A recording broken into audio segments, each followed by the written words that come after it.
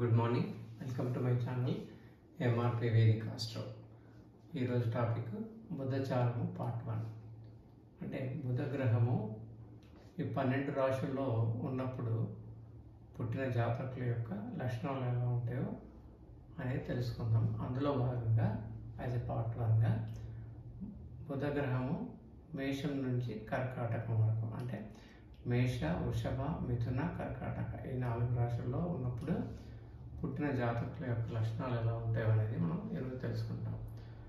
So బుధ గ్రహం మేష రాశిలో ఉన్నప్పుడు పుట్టిన జాతకుని యొక్క లక్షణాలు ఎలా ఉండొచ్చు అంటే, ఆ జాతకుడు మంచి రూపవంతుడై ఉండి, విద్యావంతుడుగా ఉండి, హస్తకళ ప్రావీణ్యుడిగా కూడా ఉండే ఛాన్సెస్ ఉంటాయి.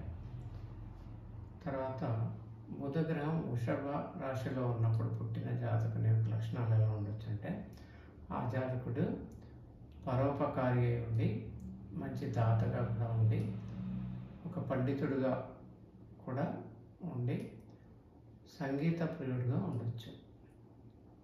తర్వాత మిథున రాశిలో బుధ గ్రహం ఉండగా పుట్టిన జాతకుని యొక్క లక్షణాలు ఎలా ఉండొచ్చు అంటే, ఆ జాతకుడు అలంకార ప్రియుడుగా ఉండి, మృదు భాషి, అంటే మాట్లాడేది చాలా మృదుగా ఉంటుంది, ఎవరిని బాధ పెట్టకుండా మాట్లాడతాడు. తర్వాత ధనవంతుడిగా ఉండే ఛాన్సెస్ ఉంటాయి. నెక్స్ట్ కర్కాటక రాశిలో బుధ గ్రహం ఉండగా పుట్టిన జాతకుడి యొక్క లక్షణాలు ఎలా ఉండొచ్చు అంటే, ఆ జాతకుడు మిత భాష ఉండి, అంటే తక్కువ మాట్లాడతాడు. తర్వాత విదేశవాసి, అంటే బయట దేశాల్లో, అంటే మన స్వదేశంలో ఉండకుండా విదేశాల్లో ఉండే ఛాన్సెస్ కూడా ఉండొచ్చు. తర్వాత ఆ జాతకుడు చపల చిత్తము కలిగిన వాడై ఉంటాడు, అంటే ఒక ఆలోచన మీద ఉండకుండా ఆలోచన చేంజ్ చేస్తూ ఉండొచ్చు అన్నట్టు. సో ఇవన్నీ కూడా బేసిక్ లక్షణాలు బుధ గ్రహం మేషం నుంచి కర్కాటకంలో ఉన్నప్పుడు.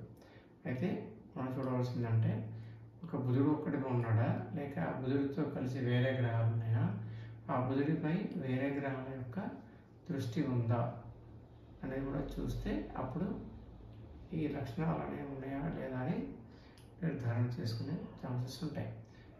ఎనివే ఇవన్నీ కూడా మనం బేసిక్ ఇన్ఫర్మేషన్ కొరకు మాత్రమే షేర్ చేస్తున్నాం. Okay, thank you and thank you for watching the video.